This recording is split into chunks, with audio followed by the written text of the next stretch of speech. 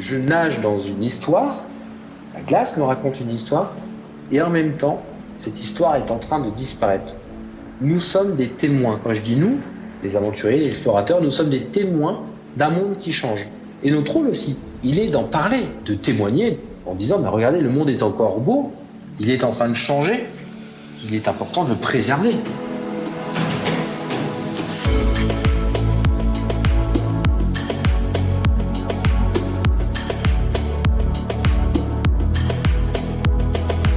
Vous écoutez Honest. Honest, c'est une série d'entretiens avec des hommes et des femmes qui ont choisi de donner du sens à leurs actions. Qu'ils soient explorateurs, navigateurs ou entrepreneurs, ils se sont donné une mission, celle d'être utiles aux autres. Avec eux, nous allons voyager de la côte est du Groenland jusqu'au cap de Bonne-Espérance. Nous parlerons bien sûr de leurs projets et de leur quotidien, mais aussi de leur parcours et de ce qui les anime.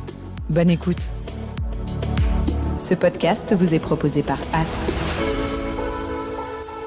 C'est un explorateur, un passionné des fonds marins du Grand Nord, plongeur de l'extrême avec plusieurs expéditions au compteur, dont 62 jours passés seul sur la banquise en Arctique. Notre invité aujourd'hui sillonne ces régions peu explorées et alerte sur le changement climatique.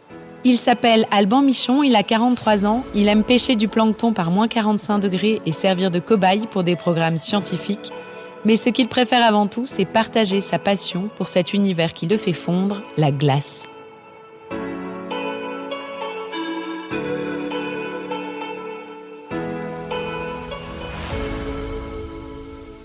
Bonjour Alban. Bonjour. Merci d'avoir accepté notre invitation. On est vraiment ravis de t'avoir sur ce podcast. Alors Alban, toi, tu as un métier pour le moins insolite. Tu es explorateur, tu es spécialiste de plongée extrême en zone polaire. Et ce qui est assez incroyable dans ton parcours, c'est que déjà, enfant ou du moins jeune ado, tu savais déjà exactement à quoi allait ressembler ta vie et tu savais concrètement ce que tu allais en faire, quoi. Oui, j'ai rapidement décidé, quand j'étais enfant, de maîtriser ma vie et de me dire non mais je ne vais pas faire ce qu'on me demande de faire, je vais faire ce que j'ai envie de faire. J'ai qu'une vie, a priori, en tout cas je le pense, j'ai qu'une vie, j'ai l'intention d'en profiter. À l'âge de 11 ans, j'ai eu la chance de découvrir la plongée d'abord dans une piscine avec des bouteilles, donc je trouvais ça phénoménal parce que j'ai évolué en apesanteur, je me sentais libre et c'est vrai qu'à 16 ans, je me suis dit quand je serai grand, je vais faire de la plongée, je vais vivre de cette passion qui était la plongée et au-delà de ça, je vais écrire le planning de ma vie. Donc à 16 ans, j'ai écrit les étapes qui allaient me permettre de vivre mes rêves. J'ai fait un espèce de résumé, mais c'était à peu près ça. J'avais écrit dans mon planning de vie à 16 ans que j'aurais aimé avoir une école de plongée. Ça, c'était un de mes rêves, d'avoir une école de plongée, parce que j'étais mon tas de plongée. Eh bien, pendant mon armée, j'ai entendu dire qu'il y avait une école de plongée sous glace à Tignes qui était à vendre. Qu'est-ce que j'ai fait ? J'y suis allé, j'ai rencontré les propriétaires, c'était un couple, et je leur ai dit, écoutez, j'ai envie de racheter votre école de plongée sous glace qui m'intéresse. Et pourquoi la plongée sous glace ? Parce que tu aurais pu plutôt te diriger vers une école de plongée plus classique, on va dire. La plongée sous glace, à quel moment tu t'es dit, ouais, super, c'est ça qu'il faut, c'est le concept qu'il faut ? C'est-à-dire que j'aimais le ski, je skiais, j'aimais beaucoup ça, et puis j'aimais la plongée. Et les deux cumulés m'allaient bien. Et c'est vrai que comme à l'origine, je suis de Troyes, dans l'Aube, là où il n'y a pas la mer. Donc j'ai énormément plongé dans des lacs, dans des rivières. Et j'avais déjà fait une ou deux plongées sous la glace dans des lacs qui avaient gelé l'hiver. Et j'aimais ce charme de l'eau douce. C'est vrai que j'aurais aimé éventuellement avoir une école en mer. Mais encore une fois, c'était facile. Tout le monde a des écoles de plongée en mer. Eh bien, je trouvais assez insolite, parce que j'aime tout ce qui est insolite, original. Voilà, de se dire, tiens, je vais plonger sous la glace. Et puis, vous imaginez, vous êtes dans un lac avec des montagnes tout autour, avec des gens qui skient, puis vous allez partir plonger sous une croûte de glace dans un lac. C'est fou, c'est juste irrationnel, c'est dingue. Donc, je trouvais ça très sympa. Et c'est à ce moment-là où toi, tu découvres cet univers qui finalement t'était encore inconnu, la glace, et ça a été un peu le coup de foudre entre cet univers-là et toi ? Oui, alors je l'avais donc déjà rencontré un petit peu auparavant, ce monde de la glace, mais légèrement. Le coup de foudre, il n'est pas venu tout de suite. Moi, je trouvais ça très sympa. C'est-à-dire, le coup de foudre et l'amour est venu petit à petit, parce qu'on a appris à se connaître, elle et moi. Quand je dis elle et moi, bien évidemment, c'est cette glace. C'est venu petit à petit parce que, à force d'emmener des gens, des clients sous l'eau, eh bien, la luminosité, les qualités des cristaux, Des fois, ça fait du bruit, ça craque. Et ben, j'ai compris qu'en fait, la glace, elle vivait, elle bougeait, elle nous racontait une histoire. Et là, je me suis dit, sur une saison de 4 ou 5 mois, eh bien, je faisais pas forcément toujours les mêmes plongées alors que j'étais toujours au même endroit. C'est parce que je plongeais énormément que j'ai appris à la découvrir, j'ai appris à voir qu'elle évoluait, et je me suis dit, mais c'est pas juste la glace qu'on met dans son pastis, en fait, ça n'a rien à voir, c'est tellement puissant, ça a une force phénoménale. Et c'est là où j'en suis effectivement tombé amoureux, je me suis dit, mais j'ai envie de la découvrir partout dans le monde, parce que je pense que si je plonge dans un lac, qui est le lac de Tignes, et que déjà j'en suis fan et amoureux, eh bien je pense que la glace du monde entier devrait m'apporter encore des informations supplémentaires quant à la qualité de la glace qu'elle nous raconte, comment elle se crée, pourquoi elle existe, etc. Et donc, c'est à ce moment-là que tu t'es dit, je vais prendre mon sac à dos et je vais partir en Antarctique, sur le lac Baïkal ou au pôle Nord. Au bout d'une dizaine d'années, 10-12 ans, à Tignes, je commençais à avoir une certaine expérience parce que j'avais des scientifiques ou certains aventuriers qui étaient venus chez moi s'entraîner pour des projets. Donc, je me suis dit, maintenant, il est temps de découvrir la glace ailleurs. Donc, j'ai commencé d'abord avec le lac Baïkal, en Sibérie. Quand vous allez là-bas, il y a toute une magie qui s'opère. C'est un monde à part. Le lac est gelé. Il y a plus d'1 mètre, 1,50 m d'épaisseur de glace. La glace est vive. La glace du lac Baïkal est vive. On voit les plongeurs qui sont dessous. Et puis, c'est beau. On l'entend craquer. Quand on entend craquer la glace du lac Baïkal, c'est comme un verre de cristal qui casse. Et c'est pas le même bruit qu'un iceberg qui casse. En fait, ça n'a rien à voir. Un iceberg qui casse, c'est un coup de fusil. Le lac Baïkal, c'est une délicatesse folle. C'est un verre de cristal. Donc voilà, j'ai commencé par le lac Baïkal. Et puis après, il y a eu l'Antarctique, l'Arctique. Enfin voilà, il y a eu un peu tout ce monde polaire que j'ai voulu découvrir. Quand les scientifiques font des carottages en Antarctique, par exemple, ou dans les glaciers au Groenland, quand ils font des carottages, ils ont des informations sur le climat il y a 15 000, 17 000 ans, voire plus. Ils savaient à l'époque quel était le climat. Donc, la glace nous raconte une histoire. Elle a emprisonné en elle des informations précieuses sur le monde, sur l'univers. Et en même temps, elle influence le climat de demain. Quand on parle des Maldives qui vont disparaître dans 30 ans, dans 40 ans, d'après les scientifiques, parce qu'il y a une montée des eaux, quand on est à Nice, les restaurants qui sont les pieds dans l'eau, et de plus en plus, ils commencent à être embêtés. Et puis dans 10 ans, 20 ans, 30 ans, ils vont être encore plus embêtés parce qu'il y a une vraie montée des eaux. Parce que, à cause du climat qui est en train de changer, une modification des courants océaniques, on a également une acidification des océans. Enfin, on a plein de choses qui jouent. En gros, ça part de la glace. C'est pour ça que j'aime étudier l'Arctique, notamment l'Arctique, parce que l'Arctique est un endroit dans le monde où le changement se fait 2 à 3 fois plus vite qu'ailleurs. Ça va très très vite et ça influe sur le monde entier. Et justement, ça fait partie de ta mission à toi, parce que est-ce que récolter finalement tous ces signaux qui sont les témoins du changement climatique qu'on est en train de vivre, ça fait partie de ta mission d'explorateur? Tu utilisais tout à l'heure le terme explorateur. C'est quoi un explorateur? Comment tu définis finalement ton métier qui est celui-ci aujourd'hui? J'ai fait une différence entre déjà l'aventurier et l'explorateur. L'aventurier, on a quelqu'un que j'aime beaucoup qui est Mike Horn. Mike Horn, c'est quelqu'un qui va plus vite, plus loin. Le premier homme ou la première femme allait à cet endroit le plus vite possible ou à escalader ce bout de montagne à main nue alors que les autres ils avaient des moufles ou avec une bouteille d'oxygène ou sans bouteille d'oxygène. On est plutôt dans l'exploit sportif pur et dur. Ça c'est l'aventurier, voilà, ou l'aventurière, pardon. Et on a plutôt de l'autre côté des explorateurs. Vous savez, les explorateurs d'aujourd'hui, ils sont plus là pour découvrir des nouveaux territoires tels qu'on l'imagine, des nouveaux continents. Je dis pas que c'est encore impossible. Je dis que ça va être compliqué. En revanche, si on veut protéger le monde, si on veut voir un peu comment il évolue, il faut comprendre vraiment son évolution, y compris dans les endroits extrêmes. Il faut des marqueurs réguliers. Et des marqueurs réguliers, on va dire que la météo, je parle de météo, pas de climat, la météo, on a des informations météorologiques régulières, je parle depuis 50 à 60 ans seulement.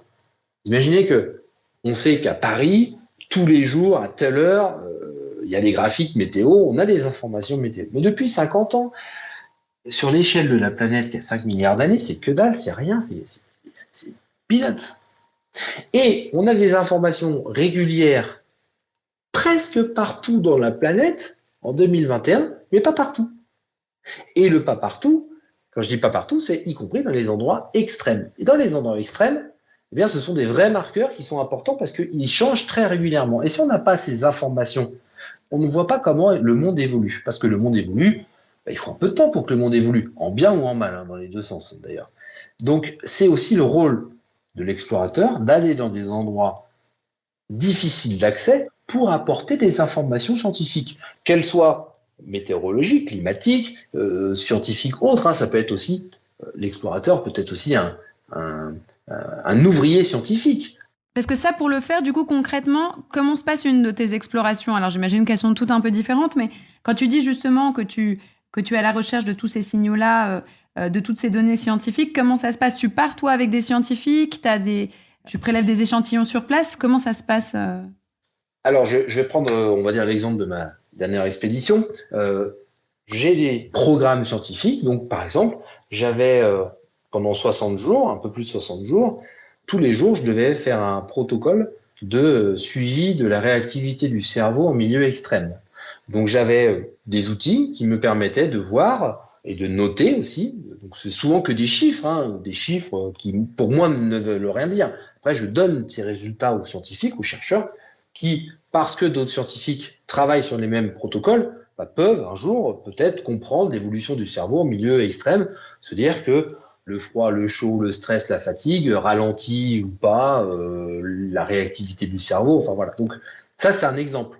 J'avais sur ma partie plongée le prélèvement de plancton pour que les scientifiques puissent étudier l'ADN du plancton, là où j'allais, parce qu'il y avait peu d'informations sur l'évolution du plancton. Et c'est le rôle de l'explorateur d'apporter des informations scientifiques, entre autres, pour les générations futures, en tout cas pour l'homme avec un grand H. Alors, on va pas citer toutes tes explorations, mais tu as notamment passé 45 jours au pôle Nord, si je me trompe pas. Tu as parcouru 1000 km en kayak au Groenland. Tu es parti pendant 60 jours en solo sur le mythique passage du Nord-Ouest. Qu'est-ce qui rend, à tes yeux, la plongée dans ces zones aussi extrêmes, aussi unique finalement?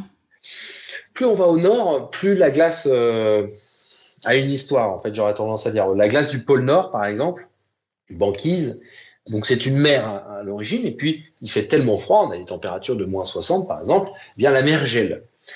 Et ce qui est dingue dans cette histoire, c'est que, parce qu'il y a un changement climatique, la banquise du pôle Nord, d'ici, d'après les scientifiques, 40 ans, 50 ans, on ne sait pas trop, 30 ans peut-être, l'été, il n'y aura plus de glace au pôle Nord. Et cette glace, elle est composée, il y a deux types de glace. On a de la glace pluriannuelle, c'est de la glace qui a plusieurs années d'existence. Et puis on a la glace monoannuelle, c'est de la glace qui gèle au début de saison, en décembre, et puis après qui dégèle au mois de mai et juin. Donc on a ces deux types de glace qui se rencontrent et qui créent un relief sous-marin. Et on a quelquefois des images, on pourrait imaginer, comme vous voyez les cumulonimbus, les nuages qui sont comme ça, on a la même chose dans la mer. Sauf que c'est des cumulonimbus de glace qui descendent jusqu'à 20, 25, 30 mètres de profondeur. Ça, c'est quelque chose d'unique et de rare. Eh bien, dans 30, 40, 50 ans, l'été, il n'y aura plus de glace au pôle Nord. Donc, ces images-là n'existeront plus. Et donc, moi, je navigue, quand je plonge, je suis sous l'eau avec ces espèces de cumulonimbus. Nimbus, c'est une image, bien évidemment, de glace, où je me dis, c'est fou parce que ça a mis énormément d'années pour se créer. Je nage dans une histoire, la glace me raconte une histoire, et en même temps, cette histoire est en train de disparaître. Nous sommes des témoins. Quand je dis nous, les aventuriers, les explorateurs, nous sommes des témoins d'un monde qui change. Et notre rôle aussi, il est d'en parler, il est d'en témoigner, de laisser des images, une bibliothèque d'images pour les générations futures, mais également d'alerter, pourquoi pas, de témoigner en disant, regardez, le monde est encore beau, il est en train de changer, donc il est important de le préserver. Parce que ça, on sent que c'est ton credo, si on peut dire, dans le sens où tu es le témoin direct des changements climatiques dont on parlait précédemment, mais plutôt que t'inscrire dans un discours moralisateur et assez anxiogène et un peu culpabilisant parfois, qu'on peut entendre en tout cas aujourd'hui, tu pars en expédition et puis tu reviens et tu fais partager finalement à travers des photos, des vidéos que tu as vécu. Tu es beaucoup plus dans le partage, la transmission et ton envie, on a l'impression, c'est plutôt de faire rêver pour nous pousser à préserver cette planète. Mais totalement, je suis qui pour donner les leçons de morale? Vous savez, quand je pars en expédition, je prends l'avion. J'ai une voiture. Donc je suis qui pour dire non mais les gars, arrêtez de prendre l'avion, arrêtez de faire ci. Non, je suis suffisamment pas bien placé pour faire des leçons de morale. Et puis tout le monde le fait. Quand je dis tout le monde, j'exagère, mais en tout cas, une bonne partie des gens qu'on écoute, 90% des gens font ça. Et ben moi, ça me fatigue. Et c'est tout l'inverse. Je suis une espèce de bad boy rebelle où je me dis, mais puisqu'on me dit quelque chose, c'était mon adolescence, puisqu'on me disait quelque chose, je faisais tout l'inverse. Vous me saoulez, vous me fatiguez, ben je vais faire tout l'inverse. Il faut des lanceurs d'alerte, attention, je ne dis pas que c'est pas important, mais il y en a beaucoup, donc ça suffit. Moi, j'ai plutôt envie de dire, bien évidemment, le monde, il est encore beau, je suis désolé de vous dire que le monde est encore beau, encore plus désolé de vous annoncer que dans un siècle, c'est pas la fin du monde, donc on a tout intérêt à arrêter de pleurer et arrêter de se juger les uns les autres, mais on a tout intérêt à préparer l'avenir, parce que l'avenir change, l'avenir, bien évidemment, est en plein changement. Je vous parlais de la glace tout à l'heure, dans 50 ans, il n'y aura plus de glace au pôle Nord. Donc on aura de plus en plus de bateaux qui vont passer. Mais c'était Nicolas Hulot qui disait « L'émerveillement est le premier pas vers le respect ». Je suis bien d'accord. L'émerveillement est le premier pas vers le respect, bien évidemment. Donc montrons des choses qui sont belles.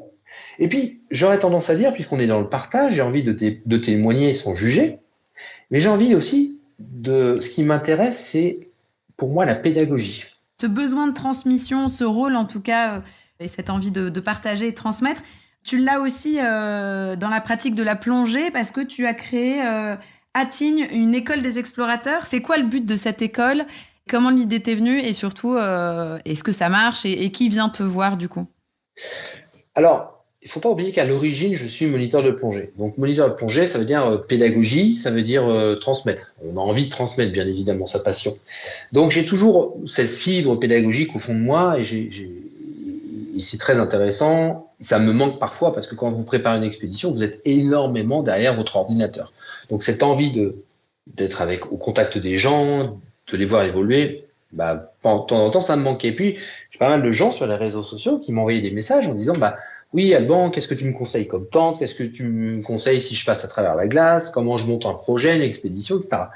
Donc j'avais pas mal de demandes auxquelles je répondais, mais avec le Covid, eh bien, à un moment, on nous a offert du temps. Et bien, je me suis dit, c'était le temps de monter un des projets que j'avais depuis quelques années, c'était de monter cette école des explorateurs. Cette école des explorateurs, eh bien, comme je connais très bien Tignes, qui est un endroit parfait pour pouvoir entraîner, parce que il y a un lac, je peux faire passer les gens, les faire passer à travers la glace, simuler une tempête sur une banquise. Mais je me suis dit, je vais monter cette école des explorateurs à Tignes, là où on a un environnement et un terrain de jeu qui est extraordinaire pour apprendre et s'entraîner avant le départ d'aventure ou de projet d'expédition. Donc qui vient? Eh bien, c'est un peu tout le monde, parce que tout le monde a des envies plus ou moins lointains, de rêves, d'aventures, d'expéditions. Mais vous savez, on dit aussi souvent, l'aventure est au bout de la rue. Il y a des gens qui sont venus parce qu'ils nageaient près de chez eux et ils avaient envie de se dépasser, d'apprendre à se dépasser un petit peu. J'en ai d'autres qui viennent parce que, notamment un couple, je pense à eux, ils viennent parce que dans 2 ans, ils partent traverser le lac Baïkal, donc ils voulaient s'entraîner chez moi. Et puis, ça s'adresse, j'aurais tendance à dire, à tout le monde. Parce que toi, justement, comment tu mets sur pied, Enfin, tu lances des expéditions, il y a beaucoup de préparation en amont et surtout, comment tu décides de la tête, entre guillemets, que va avoir ton expédition? À quel moment tu te dis « Ah ouais, tiens, j'ai une bonne idée, je vais faire 1000 km en kayak de mer au Groenland ». Comment tout ça se met en place un peu dans ta tête? La première chose, c'est déjà, je ne pars pas juste pour partir en expédition en me disant « Oula, ça fait 4 ans que je ne suis pas parti, il me faut de l'actualité ». Ça, c'est hors de question. Donc, je pars parce qu'il y a une vraie raison. Je pars parce que je me dis, je vais prendre le cas, on parle des 1000 km. Moi, ce n'est pas les 1000 km qui m'intéressent. C'est d'aller dans des endroits. Donc, je suis parti sur la côte est avec un ami qui s'appelle Vincent. On est partis tous les deux en kayak de mer sur cette côte est du Groenland, la côte la moins explorée, pour ramener des informations scientifiques et ramener des belles images d'un monde qui est en train de changer. Ce qui se passe, c'est qu'on regarde les cartes, et puis on part en kayak, parce que c'est le moyen de locomotion qui nous permet de s'enfoncer dans les fjords, là où les bateaux ne peuvent pas passer, donc d'aller au plus proche de l'environnement. Et puis, en regardant cette carte, on s'aperçoit qu'en gros, bah, il n'y a que 2 villages distants de 1000 km. Moi, si j'avais 3 villages distants de 250 ou 300 km, ça m'allait très bien. C'est pas les 1000 km qui m'intéressent. Là, on est dans l'exploit sportif. Je m'en fous de l'exploit sportif. Ce qui m'intéresse, c'est pourquoi je pars. Je pars pour étudier, là, on partait pour étudier la pollution atmosphérique, à cet endroit-là, avec le CNRS, et pour amener des images.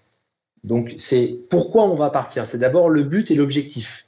Quel est l'intérêt? Voilà. Et après, on va voir le moyen de locomotion. Et après, on voit la difficulté. Voilà. Mais on ne part pas sur la difficulté. La difficulté, l'argent d'une expédition, tout ça, je m'en fous. C'est pourquoi je vais partir à cet endroit-là. Voilà.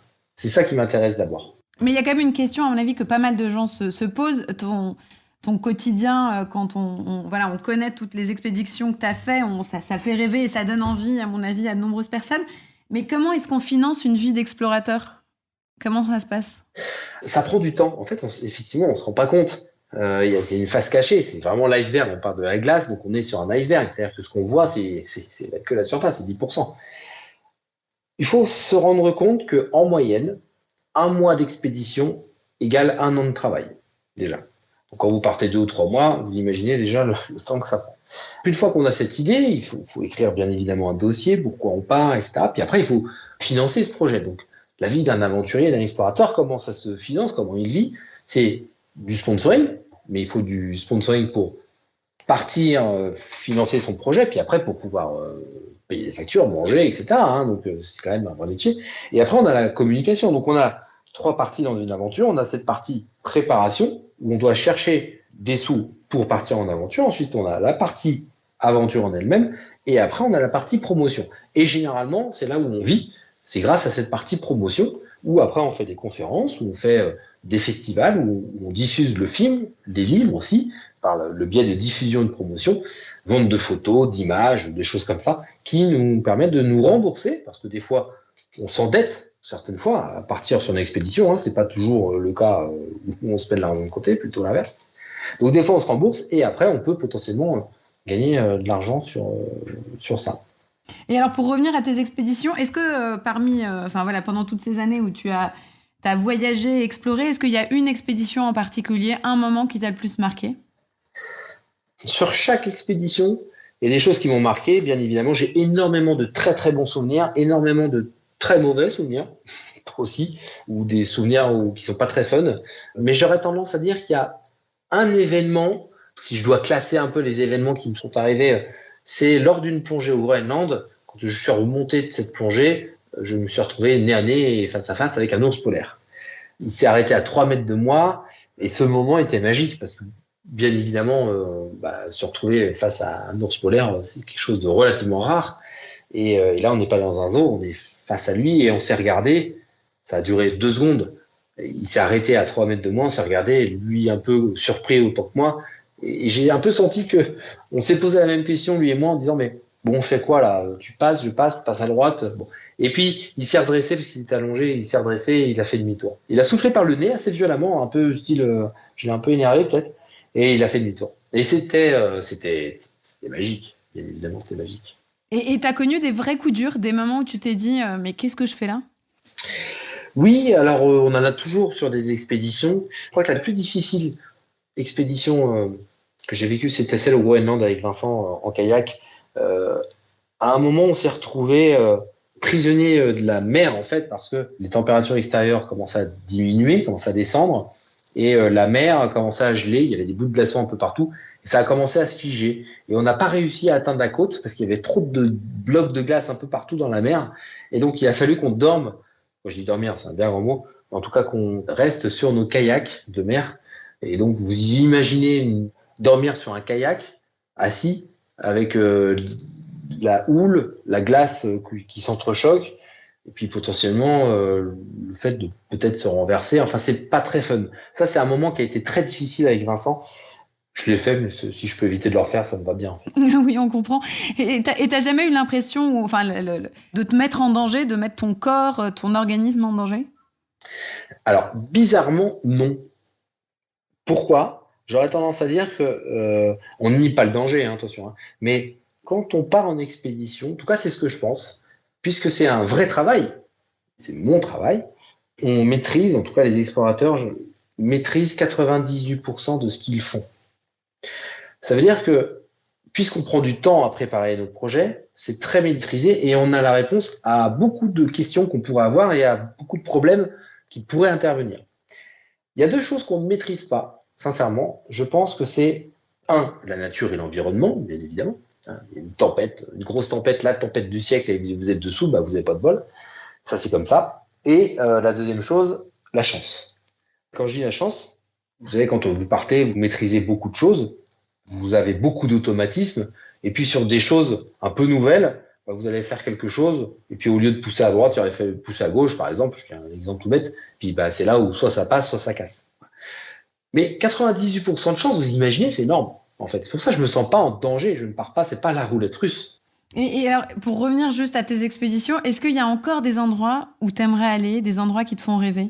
J'ai envie de retourner encore une fois en Arctique ou en Antarctique, mais principalement en Arctique, parce que je le disais tout à l'heure, c'est un endroit qui change 2 à 3 fois plus vite qu'ailleurs dans le monde. C'est vraiment cet endroit, ça change très très vite. Vous savez, quand les gens disent « Oh, je suis parti en vacances en France », la France, c'est très grand. La France est un pays extraordinaire, magnifique, où on pourrait passer sa vie à découvrir. L'Arctique, c'est la même chose. Quand je dis j'ai fait une expédition en Arctique, j'ai fait un petit bout d'expédition dans une petite partie de l'Arctique. Donc oui, je vais repartir, je pense, en Arctique, dans les zones polaires, parce qu'il y a tout à faire, il y a tout à découvrir, il y a une évolution perpétuelle et permanente où il faut en ramener des informations, je le disais tout à l'heure, pour mieux comprendre l'évolution du monde. Donc je retournerai en Arctique. Et tu parlais de tes nouveaux projets, tu peux nous en dire plus ? Tu as une nouvelle expédition que tu prépares en ce moment ? Oui, alors ça fait 7 ans que je travaille dessus. J'aime rappeler aux gens qu'il faut apprendre le mot persévérance et le mot patience. Le prochain projet, ça fait 7 ans que je suis dessus. Et en gros, pour faire simple, c'est un habitat sous-marin, comme ça existait il y a 60 ans. Donc je n'invente rien pour le fait de créer un habitat sous-marin. La seule chose que j'invente, c'est d'y ajouter des technologies du monde de demain.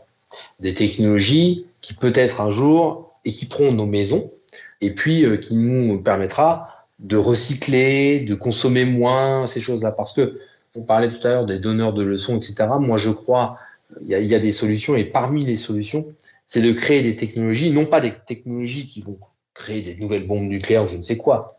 C'est pas ça l'idée. Mais des technologies qui vont nous permettre de faire attention à notre environnement. Et on va prendre le cas, par exemple, des ampoules. Et avant, on avait les ampoules halogènes, on avait les ampoules qui consommaient énormément. Aujourd'hui, on a des LED. Donc, c'est quoi ? C'est juste la technologie qui a évolué. Moi, je crois en ces choses-là. Et cet habitat sous-marin, l'idée, c'est vraiment de le mettre dans les conditions les plus extrêmes de la planète, principalement les conditions polaires, et de tester cet habitat sous-marin et ces technologies dans des conditions difficiles. J'aurais tendance à dire que mes précédentes aventures m'ont formé, et aujourd'hui, je pense que j'ai fini cette formation, je suis prêt à faire, j'aurais tendance à dire, l'expédition de ma vie. Ce projet, c'est un projet de vie, c'est quelque chose qui va me tenir jusqu'à potentiellement la fin de mon activité professionnelle.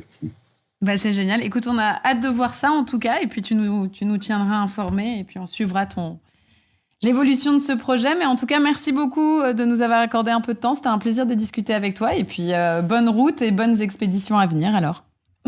Merci Marie, merci pour le temps que tu m'as accordé. C'était un plaisir de partager tout ça. Salut!